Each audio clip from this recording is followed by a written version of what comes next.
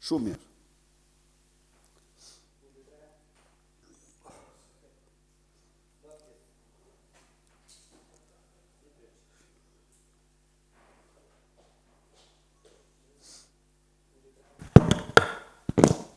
Zoti Berisha, Osman Stafa, News 24.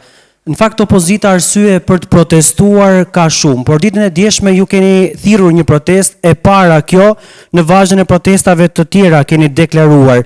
Por ju e pa ditën e djeshme që numri atyre personave që ju përgjigjen thirrjes suaj nuk ishte ai i pritshmi. Zoti Berisha, a keni menduar ndonjëherë se mos problemi i mos daljes së njerëzve në shesh teksa ka arsye për të dalë është Partia Demokratike, jeni ju, ndoshta nuk frymëzoni më? Më duket se po keq interpreton të vërtetën.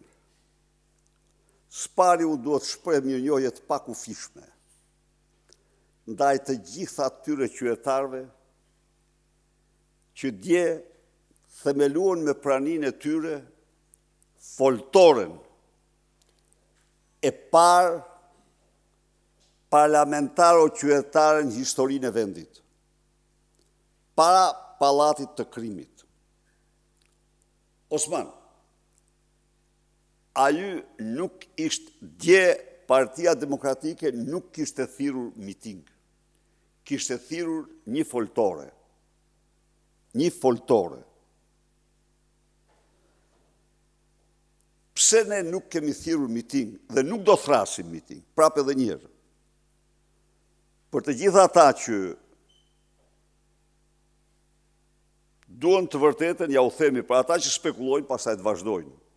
Ne nuk thrasim, sepse ne do jemi të angazhuar, do angazhohemi në një proces analize, ristrukturimi, hapje të Partisë Demokratike i cili është jetik. Në qoftë se ne vendosim për një protest apo për protesta masive, kjo bie ndesh me të paren. Pastaj të gjithë potencialet tona duhet mobilizohen për protestat masive.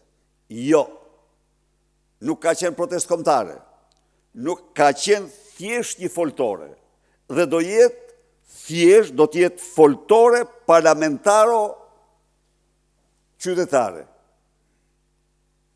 Vinë ata që duan të vinë. Kjo është. Çdo interpretim tjetër është absolutisht jo real. Çfarë ka qëllim ajo? Ajo ka qëllim që zëri qytetarëve kërkon dorëheqjen e Lumi Balluku dhe Edi Ramës. Ajo ka qëllim që deputetëve që u mbyllet mikrofoni në parlament të vinë të flasin para qytetarëve, para shqiptarëve, para kryeministrisë. Ajo ka qëllim qytetarët, meqense deputetët nuk lejohen të paraqesin çështjet e tyre në parlament, të vinë të paraqesin vetë para kryeministrisë. Pra, kjo foltore ka këto qëllime, është foltore parlamentaro qytetare. Janë të njohura këto në histori. Lexoni për revolucionin francez. Në një fushë tenisi, nisi jetën ai institucion që transformoi Francën dhe Europën. Parlamenti kontinental në Shtetet Bashkuara i dha bocë demokracinë më të fuqishme të gjitha kohrave. Pra, në qoftë se foltorja e parë kishte qëllim ringritjen dhe shpëtimin e Partisë Demokratike,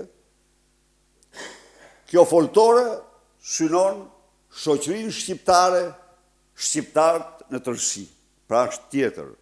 Ndaj dhe nuk jeni i vetmi ju që e keni interpretuar në këtë formë, po unë, për ata që janë të interesuar, unë shpjegoj se kjo është e vërteta dhe ajo ishte një foltore, themelimi i një foltorje historike, që do vazhdoj pa ndërprerje.